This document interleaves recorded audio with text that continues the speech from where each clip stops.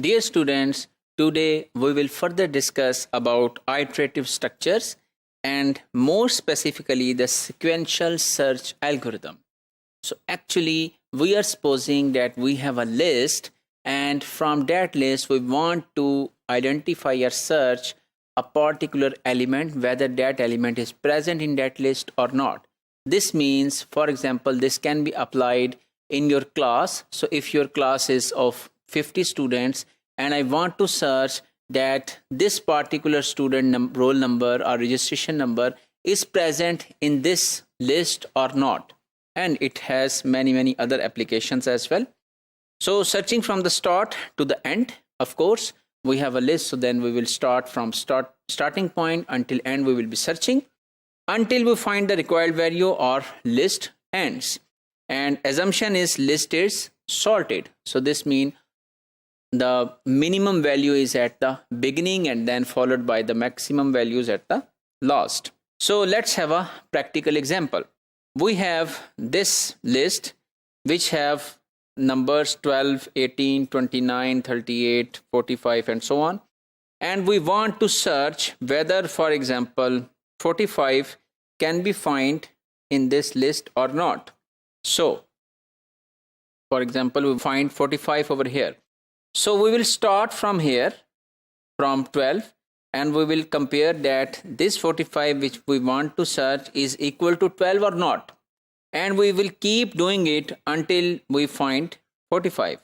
And if we give, for example, we want to search 800, so that 800 cannot be found in this list, and when this list ends, this algorithm will finish, this iterative structure will finish. So this means we will have this statement that select the first entry in the list as test entry, as we have said in the previous discussion that we will get this 12 in the test entry. So let's make a RAM as we were doing previously. So we have test entry over here, and this include 12, and target value which we want to search is 45. So target is 45. So while target value is greater than test entry, so while 45 is greater than 12 and entries remains in the list, so there are more entries available, yes, select the next entry in the list as test entry. This is the procedure we will be working, and between this procedure we will further check that if target value is equal to test entry or not, so whether 12 is equal to 45 or not. If it is not equal, then we will fetch next 18 in place of 12. So then we will be checking 18 is equal to 45 or not, and if that is found, we will say that we have a success, else we will say that we will declare the search facility was a failure. So if we want to write the proper pseudocode of this sequential search function, first of all we have defined def search. So this is the name of the function as we have described, and this is the list. So this list contains all of the list which is available over here.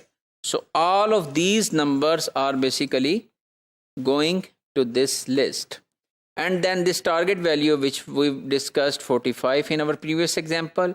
And first of all we are checking whether if list is empty. This may also happen that there is no list provided by the user, then we can say declare search a failure, that's it.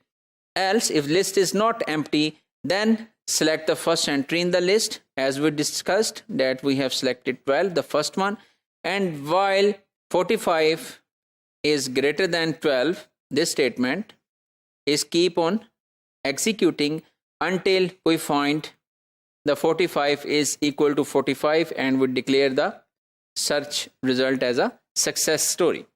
So if we summarize today's module, we have developed an algorithm from scratch and represented it in the form of pseudocode for sequential search, and we assume that the list we have is already sorted.